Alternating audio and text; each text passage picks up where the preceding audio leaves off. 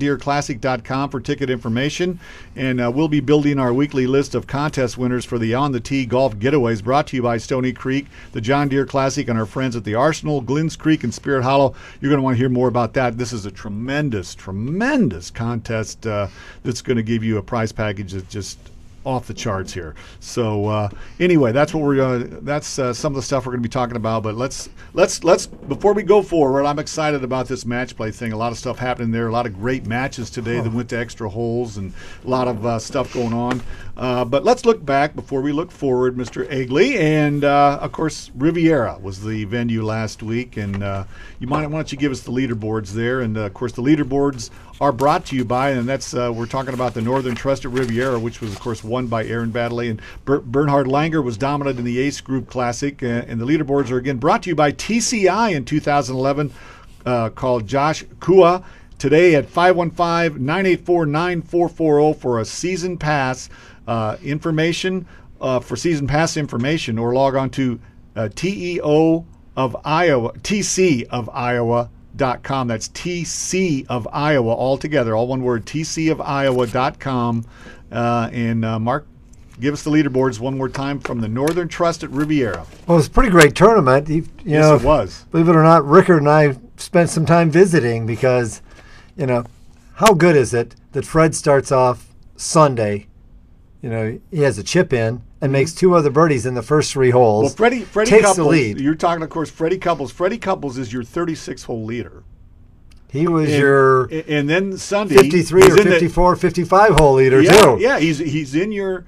Then he's in the final group with Baddeley on Sunday, and as you mentioned, opens with three birdies. And you think, is it going to be there? And I had to go away for a minute, came back, and I think he made a double bogey, and you think it might be over. But, he kicked it back into gear, made a few birdies, and then Baddeley played very, very, very well. Yeah, Freddie obviously had a couple hiccups there, but like you say, wouldn't go away. And I think it's almost, you have to tip your cap to Aaron Baddeley. I think he won that tournament rather than somebody lose. Sometimes guys lose tournaments, like Garrigus, in Memphis last year. Sometimes guys lose tournaments. Baddeley won this tournament, I thought. Yes, and I thought it might have been two of the best weeks back to back because it gave people a chance to root for somebody. Mm-hmm. Kevin Na is not that popular guy, but you're hearing the story about his father being ill in another country and all the things that went into that, and he played pretty well. Yeah. And made a big par, I think, at the 18th hole to remain third. And Vijay Singh has played real well the last couple of weeks. And, I had something happen. I read all over the internet how critical some people are of some of the announcers, how horrible a job they do of actually describing what the players do. Because some of these great legends in golf, everybody really is all over Johnny Miller because he's tough on but then he doesn't really describe the player's action. He's just thinking what he thought to hit great shots. Sure. And I've been listening to Nick Faldo with the Golf Channel. There's been all kinds of things that happen. These guys know they're under the gun, so they're not just going to, with the day of the internet and you can go back and analyze the swing. Mm-hmm. Peter Costas is not getting away with just saying anything he wants now. Mm-hmm. And did you see on Friday the very first hole that Anthony Kim played? And I can't even remember who was in the group, but it's that 300-yard 10th hole. Okay. And everybody's making bogey. And two of them hit their balls that were inches apart in the bunker. Oh. And one of them, they had to get an official over and, mark the ball. One had to blast out, recreate, rake the trap, recreate the lie. And it was so cool because Anthony Kim came out of there and he goes, I'm still pretty sure we're going to get phone calls on what we just did. Yeah. And, it's kind of funny. The players find a little bit of humor in the fact that there's so much scrutiny. Well, you're right, because now with the officials, too, there's so much pressure on everybody now because of this, information age we live in. I mean, anybody can say anything and get to anything and report on anything, and it's kind of a difficult situation. In some ways good, in some ways probably not so good. Yep, and one of the things that CBS did that was incredible, they could have left Kevin Na looking like an extremely angry young man when Baddeley made a putt. Mm-hmm. But I was watching it with my son. He goes, I wonder what he was really thinking about when he looked away. And did you see that where Baddeley made the long putt that kind of curved about a half a mile and went in the hole? Yeah. And CBS did something where he was looking at it and you saw him turn away like that, and you wonder if it was bad sportsmanship when he turned away and CBS cut away. It could have looked like, oh, damn, what a lucky. Yeah. And they went back and replayed that again, and you could see Kevin Na smiling because it was like he was playing with a friend, Sure. and his friend made a great bomb. And like you would have, we all would have done the same thing if we were playing with a buddy and they bombed in some putt like that. It'd be like, oh, are you kidding me? But it wasn't even a you kidding me. You know, he just smiled like, how good is that? Yeah. And so CBS, I thought, did an absolutely fabulous job. And even watching Nick Faldo today, there was a couple things that came up, and Nick is very conscientious that, you know, that there's golf pros out there that are going on the internet. Yeah. And it pretty much made me that I'm not going to criticize these guys, because what they're trying to do is enhance it for the average player, even though they may be giving out some wrong information. Let people enjoy the experience of listening to us, listening to sure. the Everybody other wants things. the inside scoop, the inside information, the inside whatever. And they had a broken rule today. Yeah.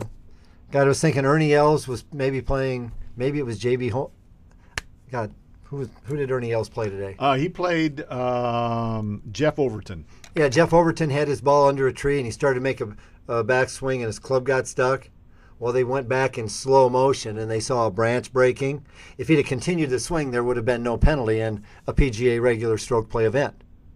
But it broke, and he stopped his swing, and So it would he be loses the hole then? It would have been a loss of hole, but none of this calling in match play. Your opponent has to tell you, I think you broke something there. What do you think?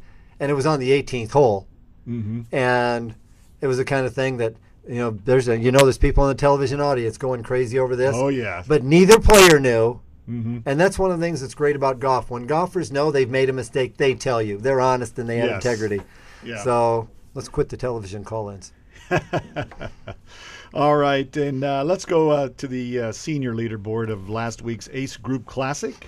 Well, you know, it's almost the end of February, and you know that it's the first tournament in about 2 months that was not won by a Big Ten player. Well, because we go back to Rod Spittle winning. He was an Ohio State guy. John Cook has won some. Yeah. And then another Tom Ohio State Lehman, guy. he won Minnesota previous Gopher. week. And so finally, the famous German, Bernhard Langer, and guess played what? exceptionally incredible, What are we especially about the last 5 day. weeks to the Masters? Yes.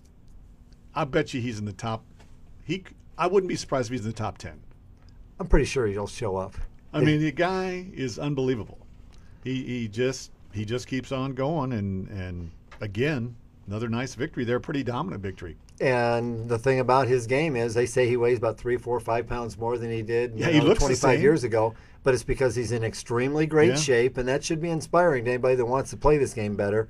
You can get stronger and healthier at any other point in time in your life right now, and Bernhard Langer is proving it. Yeah, absolutely. And, you know, also in the PGA Tour this week for the players that aren't eligible for the Accenture match play, the top 64 there, the Mayakoba Classic, I believe it's called, is in Cancun. Not bad duty for the guys that aren't allowed to play in the big event. So pretty good duty there in Cancun. Yeah, and a nice opportunity to pick up a win for some guys that, you know, may not ordinarily have as good a chance without these top 64 playing. And the other thing is you get some great players like Fred Funk, Tom Lehman, John Cook, and Kirk Triplett. Yeah. They're playing there. Yeah, well, it's not a bad venue.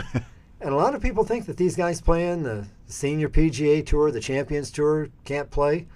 Look at these scores they're shooting, 64, 5, 6, 7, 8. If you go show up on one of those things on vacation next week, you're going to go out there and you're going to shoot 88 or 92 or 105. You're going to think, but they made it look so easy on television. That's right. In fact, I encourage you to go over and play Deer Run sometime as you amateurs when you watch these pros come in there in the John Deere Classic and you know, do a pretty good job of scoring there. You go play it yourself, and you don't have to play the back tees, but play something that challenges you lengthwise, because to really experience how good these guys are, you go out there and play the course that looks so easy on TV. And it's not. They have these really difficult, challenging greens. They've got holes that are extremely narrow. They've got out of bounds here. And they get it 12, 15, 18, 20 under par. And our own Jack Newman went over there and played that one time as an amateur, and I think he got it 8 under par. And I don't think some people realize how great he played over there in his first PGA Tour event. Yeah, absolutely, absolutely. Hey, let's go ahead and take a quick break here. When we come back, we'll get into the Accenture match play and give you some results here for today. The one match that's still alive, I believe it's still alive, is Zach Johnson and Justin Rose. They are all square after 14 holes. Zach Johnson comes from 4 down, I think after... I know it was late in the first after 8 or 9 holes. 8 or 9 holes, and now after 13, he's tied it up. So go Zach. And when we come back, we'll give you more updates on Zach Johnson and give you the rest of the results as the Accenture match play first round is pretty much history except for Zach's match. So stay on the tee right here on 1700 The Champ.